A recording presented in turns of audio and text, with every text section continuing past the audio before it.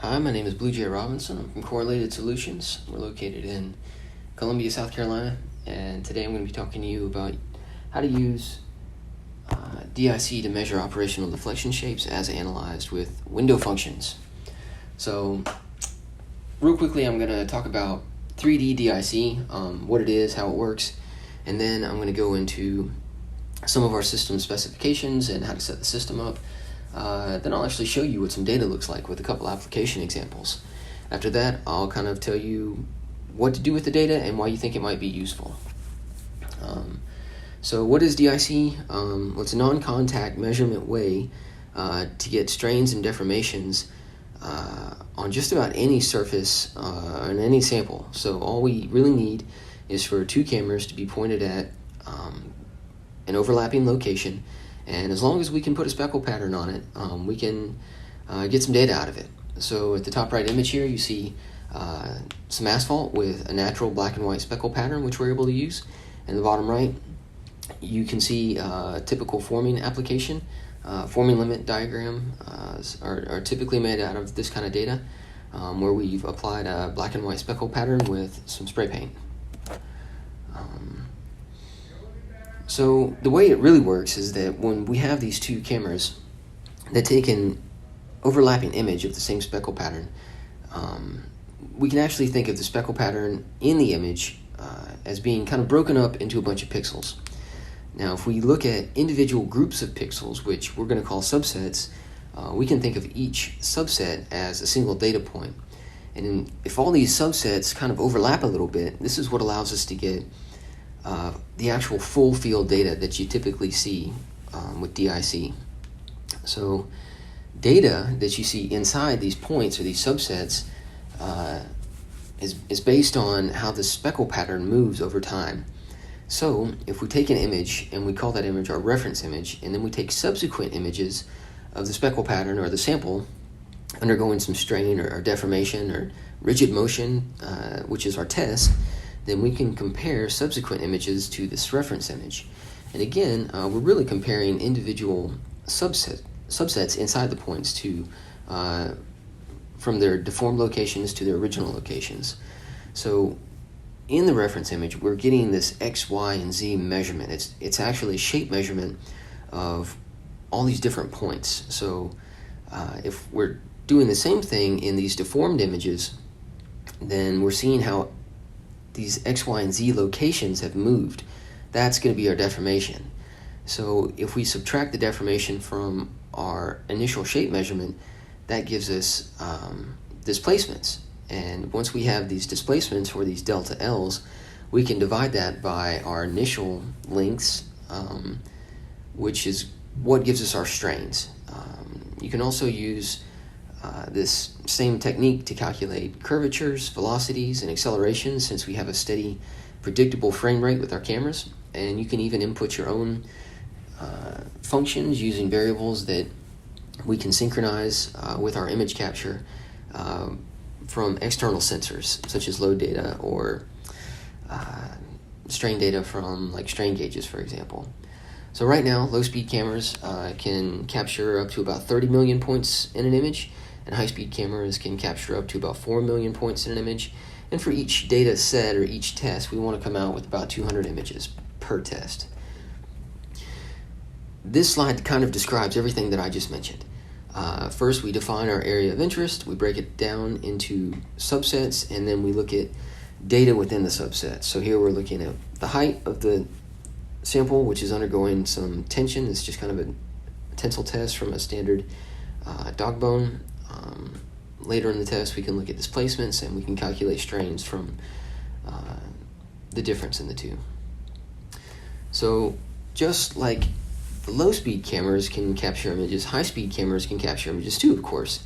The only difference is the rate at which the cameras are capturing the images. So if you've got a very fast test, obviously low-speed cameras are not going to do the trick for you.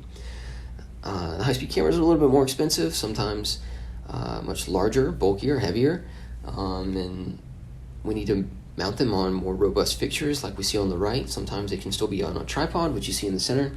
The ultra-high-speed cameras, which can go up to about 5 million frames per second, is what you see mounted on the left. So, kind of diving right into our first application example, we used a pair of high-speed cameras to measure the strain, deformation, and the operation deflection shapes on a heavy-duty brake rotor. This is a little bit of a tough test because we used it as one of our first tests that we ever did when we developed this technology, which is around 8 or 9 years ago. We did not know what frequencies to expect, so we just captured about 3,000 images at a rate of 10,000 frames per second. We used 10,000 frames per second because we wanted to image at about 2.5 times our fastest frequency in order to avoid aliasing.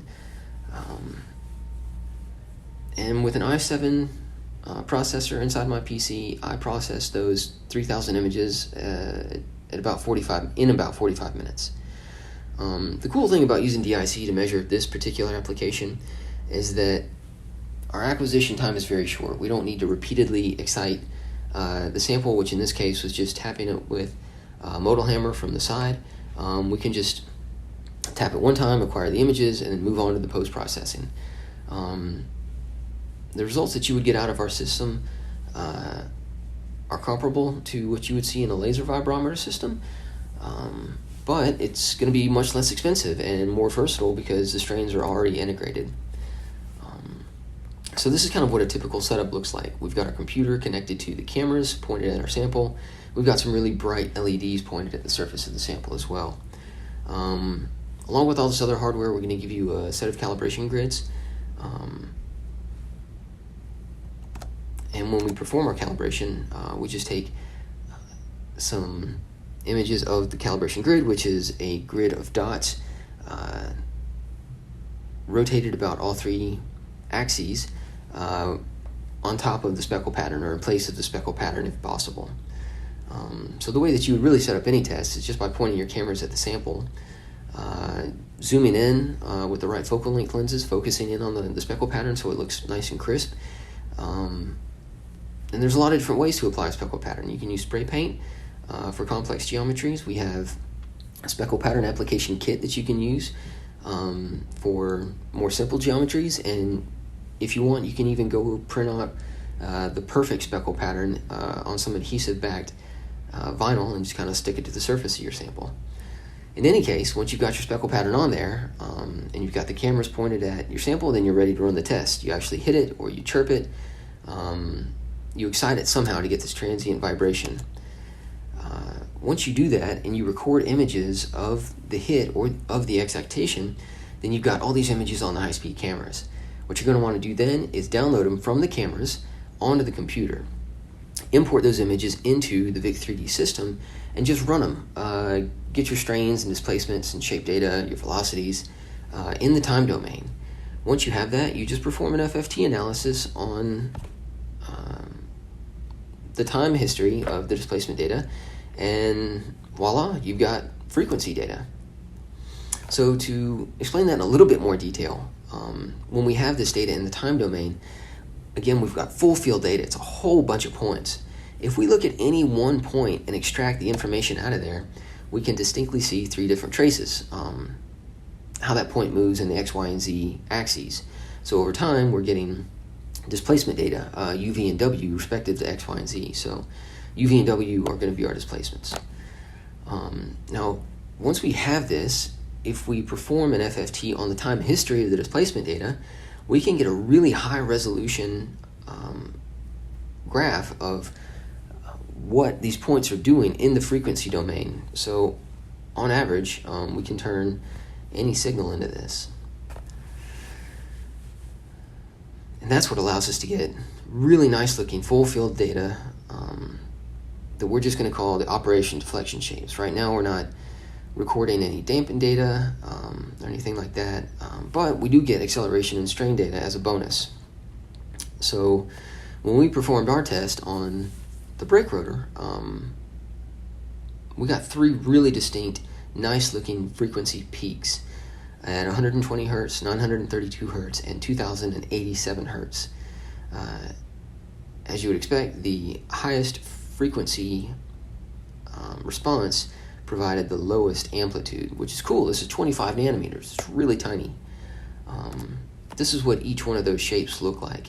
On top here, I've got the 2D overlay of the data, so you can pretty clearly see where the node points are, especially for the deflection shape at 932 hertz. Admittedly, the data at 2087 hertz is a little bit noisy, but once we see that animated in the 3D plot, we get a much better idea for where these node shapes actually are. And that's also true for the frequency of 120 hertz. So what do we do with this data? Well, we're looking at the average amplitude right now. So if we wanted to investigate a single point's average amplitude or phase, then we can just extract that right in the frequency domain. And then we can even put down other points to compare that to. And all this data is just going to overlay on top of the average data that we see for the rest of the part. So in a nutshell, that's it. We haven't done any windowing yet, but that's what I'm going to show you here in the second application example, which is a spinning fan. So the reason that I wanted to show you this application example is because it's got a really complex geometry, and the actual excitation was the rotation of the fan itself from being still to being powered up. So we're looking at the run-up. The rotation itself is cool because this is not something that most accelerometers would have an easy time measuring just due to their contacting nature. And the fan blades are pretty light, so we have no mass loading effects when we're using DIC either. This is also a little bit challenging just because, again, I didn't know exactly what frequencies I would see, so I did capture images at 6400 frames per second, so that kind of gave me like a lot of space to work with. I was pretty sure that I was not going to see any shapes over 2000 hertz, and I only looked at 2000 images this time, so that took me a little bit less time to process, about 30 minutes with an i7 CPU, and we're selling systems now with computers that have CPUs of 32 cores. So Big3D has recently been improved to allow to take advantage of this. The more cores we have, the faster the processing time we have. So again, this is a non-contact method, and all the images were provided from a single run-up event. And what we see in this slide is the Z data. So this is just a measurement of the shape of the fan blades in 3D on the right, and on the left we're looking at the average, or sorry, each point's displacement, so in the Z direction.